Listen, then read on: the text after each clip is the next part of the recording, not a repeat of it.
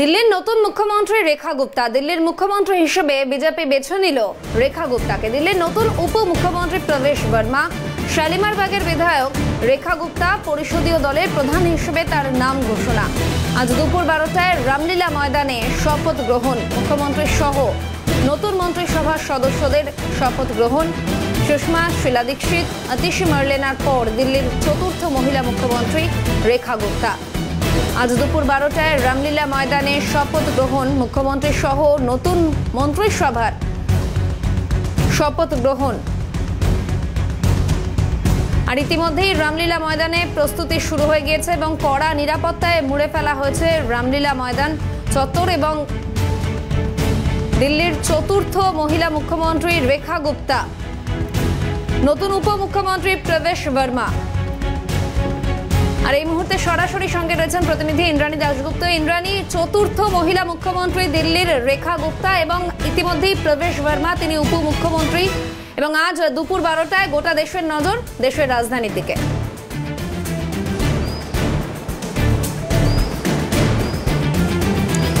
একদমই দেখো, সকাল 11টা থেকেই শপথ গ্রহণ অনুষ্ঠান শুরু হবে এবং ঠিক দুপুর 12:30টার সময় শপথ নেবেন রেখা গুপ্তা। দিল্লির চতুর্থ মহিলা মুখ্যমন্ত্রী হিসাবে তিনি শপথ নেবেন। শীলা দীক্ষিত, সুষমা স্বরাজ, অতসীর পর রেখা গুপ্তা চতুর্থ মুখ্যমন্ত্রী, যিনি দিল্লিকে শাসন করবেন আগামী 5 বছর। এবং রেখা গুপ্তাকে এই যে বেছে নেওয়া, এর আমরা কিন্তু গতকাল সকাল থেকে বারে বারে বলেছিলাম যে এবার দিল্লি পেতে পারেন একজন মহিলা মুখ্যমন্ত্রী। এবং অবশেষে রাতে যখন ঘোষণা হলো তখন কিন্তু আমরা দেখলাম রেখা গুপ্তাতেই ভরসা রেখেছে পদ্ম শিবির। রেখা গুপ্তাকে বেছে নেওয়ার পিছনে বেশ কয়েকটি ফ্যাক্টর কাজ করেছে। প্রথমত, দিল্লির প্রায় 45% মহিলা এবার বিজেপিকে ভোট দিয়েছেন, যা গতবারের তুলনায় 8% বেশি। দ্বিতীয়ত, রেখা গুপ্তাকে দিল্লির মহিলাদের জন্য বিজেপি তাদের ইস্তাহারে যে একগুচ্ছ কর্মসূচি রেখেছিল, যেমন মাসিক 2500 টাকা করে দেওয়া, মাতৃত্বকালীন এককালীন 21,000 টাকা দেওয়া, একই সাথে হোলি এবং দিওয়ালি এই দুটোতে একটা করে গ্যাস সিলিন্ডার ফ্রি দেওয়া, এরকম যে একাধিক মহিলাদের জন্য বিজেপি ইস্তাহারে কর্মসূচি ঘোষণা করেছিল, সেগুলো যাতে একজন মহিলা মুখ্যমন্ত্রীর হাত ধরেই সামনে আসে বা সেগুলো মহিলা মুখ্যমন্ত্রীর হাত ধরেই সম্ভব হয়, সেই জন্য রেখা গুপ্তাকে বেছে নেওয়া হলো। তৃতীয়ত, রেখা গুপ্তা কিন্তু দীর্ঘদিন ধরে আরএসএস এবং সংঘ পরিবারের ঘনিষ্ঠ। আমরা যদি দেখি যে বিজেপি এবং আরএসএস এর প্রতি তার আনুগত্য কিন্তু একদম ছোটবেলা থেকে। দীর্ঘ সময় ধরে রেখা গুপ্তা এবিভিপির সদস্য ছিলেন, দিল্লি ইউনিভার্সিটির তিনি সভাপতি হয়েছেন, একই সাথে পরপর দুবার কমিশনার হিসাবে বা কাউন্সিলর হিসাবে 54 নম্বর ওয়ার্ড থেকে পিতমপুরার তিনি জয়লাভ করেছেন। 2020-তে এই যে শালিমার বাগ আসন থেকে তিনি এবার জিতেছেন, তাতে পরাজিত হলেও শালিমার বাগের মানুষের সাথে কিন্তু ওতপ্রোতভাবে যুক্ত থেকেছেন। পরাজিত হওয়ার পরেও কিন্তু তিনি কোনো অবস্থায় এরিয়া ছেড়ে যাননি, সুখে দুঃখে সাধারণ মানুষের পাশে থেকেছেন। এবং সবথেকে গুরুত্বপূর্ণ যে ফ্যাক্টরটা, যে দীর্ঘদিন ধরে আমরা দেখছি বিভিন্ন নির্বাচনে কিন্তু মহিলা ভোট বিপুল সংখ্যকভাবে নরেন্দ্র মোদীর পক্ষে বা বিজেপির পক্ষে পোল হচ্ছে।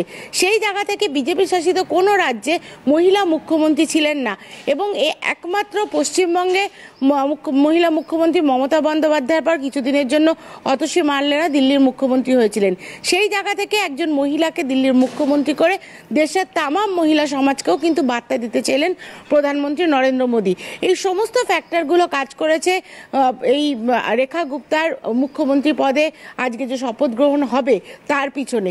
এবং আরেকটি যেটা গুরুত্বপূর্ণ কারণ, যে দিল্লির যে বণিক সমাজ তারও কিন্তু প্রতিনিধি রেখা গুপ্তা। সুতরাং এতগুলো ইকুয়েশন একসাথে কাজ করেছে এবং রেখা গুপ্তা আজকে দুপুর 12:30টার সময় শপথ গ্রহণ করবেন। দিল্লির উপরাজ্যপাল তিনি শপথ গ্রহণ করাবেন। এই শপথ গ্রহণ অনুষ্ঠান ঘিরে এই মুহূর্তে রামলীলা ময়দানের চারিপাশে আঁটোসাঁটো নিরাপত্তা, কারণ দুটি মঞ্চ তৈরি করা হয়েছে। একটি প্রধান মঞ্চ, যে মঞ্চে থাকবেন প্রধানমন্ত্রী নরেন্দ্র মোদী, কেন্দ্রীয় স্বরাষ্ট্রমন্ত্রী অমিত শাহ, প্রতিরক্ষামন্ত্রী রাজনাথ সিং, বিজেপির সর্বভারতীয় সভাপতি তথা কেন্দ্রীয় স্বাস্থ্যমন্ত্রী জেপি নাড্ডা এবং দিল্লির উপরাজ্যপাল এবং রেখা গুপ্তা মুখ্যমন্ত্রী রূপে শপথ নেবেন এবং তার সাথে আরও 6 জন যে মন্ত্রী শপথ নেবেন। তবে একটা কথা বলে রাখি যে মুখ্যমন্ত্রী বা ডেপুটি মুখ্যমন্ত্রী কে হবেন তা নিয়ে কিন্তু এখনো জল্পনা রয়েছে, কারণ আদৌ ডেপুটি মুখ্যমন্ত্রী কেউ হবেন কিনা এই বিষয়ে কিন্তু সাসপেন্স জিয়ে রেখেছে বিজেপি। প্রথম থেকে খবর ছিল রেখা গুপ্তা মনোনয়নের পর প্রবেশ বার্মা, যিনি নিউ দিল্লি সিট থেকে অরবিন্দ কেজরিওয়ালকে হারিয়েছিলেন, সেই জায়েন্ট কিলার ডেপুটি মুখ্যমন্ত্রী হতে চলেছেন। কিন্তু গভীর রাতে খবর আসে বিজেপির পক্ষ থেকে এরকম কোনো অ্যানাউন্সমেন্ট পরিষদীয় দলের বৈঠকে হয়নি। সুতরাং আজকে যে 6 জন মন্ত্রী শপথ নেবেন রেখা গুপ্তার সাথে বলে আমরা বিজেপি সূত্রে জানতে পারছি, তার মধ্যে অবশ্যই প্রবেশ বর্মা আছেন, কিন্তু তিনি ডেপুটি মুখ্যমন্ত্রী হিসাবে নেবেন বা অন্য দুটো গুরুত্বপূর্ণ মন্ত্রক স্বাস্থ্য ও শিক্ষা এই 2 মন্ত্রকের মন্ত্রী হিসাবে নেবেন, তাই নিয়ে কিন্তু বিজেপি এখনো দুহাসা তৈরি করে রেখেছে। তবে তোমাকে জানিয়ে রাখবো এই দিল্লিতে কিন্তু এবার শিক্ষামন্ত্রী এবং স্বাস্থ্যমন্ত্রী কে হচ্ছেন তাই দিকে অবশ্যই তামাম দিল্লিবাসীর নজর থাকবে। কারণ অরবিন্দ কেজরিওয়ালের যে শিক্ষা মডেল, যেভাবে তিনি দিল্লির স্কুলগুলোকে রিমডেলিং করিয়েছিলেন বা হাইটেক ক্লাসে পরিণত করেছিলেন, তা দেখতে কিন্তু বিদেশ থেকেও লোকেরা আসতেন। সুতরাং সেক্ষেত্রে শিক্ষাক্ষেত্রে বিজেপি কি করবে সেটা যেমন নতুন সরকারের কাছে বড় চ্যালেঞ্জ, ঠিক তেমনি কোভিড পিরিয়ডে যেভাবে দিল্লির স্বাস্থ্য ব্যবস্থা মুখ থুবড়ে পড়েছিল, অক্সিজেনের অভাবে সাধারণ মানুষ ছটফট করে মারা গেছেন, সেই জায়গা থেকে স্বাস্থ্য পরিকাঠামোকে ঢেলে সাজানোর জন্য বিজেপি কি করবে সেটাও কিন্তু একটা বড় বিষয় দিল্লির মানুষের কাছে। এবং অবশ্যই দূষণ এবং সাথে যমুনা দূষণ, যমুনার ভয়ঙ্কর দূষণ এবং সাথে সাথে দিল্লির দূষণ। প্রতিবারই আমরা জানি দিওয়ালির আগে পরে দিল্লির দূষণ নিয়ে কিন্তু সুপ্রিম কোর্টের পর্যন্ত মাথা ব্যথা হয় এবং সুপ্রিম কোর্ট এই বিষয়ে একাধিক ভার্ডিক্ট দেয়, প্রচুর নিয়মকানুন চালু করা হয়, কিন্তু দূষণের জায়গাতেই থেকে যায়। সেই জায়গা থেকেই সমস্ত বিষয়গুলো নিয়ে এই নতুন সরকার কিভাবে কাজ করবে, আদৌ দিল্লির রেখা গুপ্তার হাত ধরে বদলাবে কিনা সেদিকেই তাকিয়ে রয়েছে দিল্লিবাসী। একেবারে ইন্দ্রাণী, দিল্লির রেখা গুপ্তার হাত ধরে বদলায় নাকি অবশ্যই আমাদের সেদিকে নজর থাকবে। আপাতত ধন্যবাদ ইন্দ্রাণী। দিল্লির 4র্থ মহিলা মুখ্যমন্ত্রী হিসেবে শপথ নিতে চলেছেন রেখা গুপ্তা, তার বক্তব্য শোনাবো। आदरणीय मोदी जी को, अपनी पार्टी के शीर्ष नेतृत्व को और दिल्ली की जनता को, जिन्होंने ये मौका 27 साल बाद दिल्ली में एक नया अध्याय जो शुरू हो रहा है उसकी जिम्मेवारी मेरे कंधों पे दी, और शायद ये पूरे देश की महिलाओं के लिए बहुत ही सम्मान की घड़ी है। और देश की आधी आबादी आदरणीय मोदी जी का दिल की गहराई से धन्यवाद करती है। मैं आदरणीय मोदी जी का, पार्टी नेतृत्व का बहुत बहुत आभार व्यक्त करती हूँ कि उन्होंने ये जिम्मेवारी देकर के मुझ पे भरोसा जताया, और मैं आज ये प्रण करती हूँ कि मेरा एक एक क्षण इस जिम्मेवारी को पूरा करने में लगेगा। एक एक कमिटमेंट जो भारतीय जनता पार्टी ने दिल्ली की जनता से की है, उन सभी कमिटमेंट्स को पूरा करना मेरे जीवन का लक्ष्य है, और टाइम बाउंड तरीके से आदरणीय मोदी जी के नेतृत्व में दिल्ली सरकार काम करेगी, और सभी विधायक टीम मोदी बन करके अपने इन सारे कमिटमेंट्स को पूरा करने के।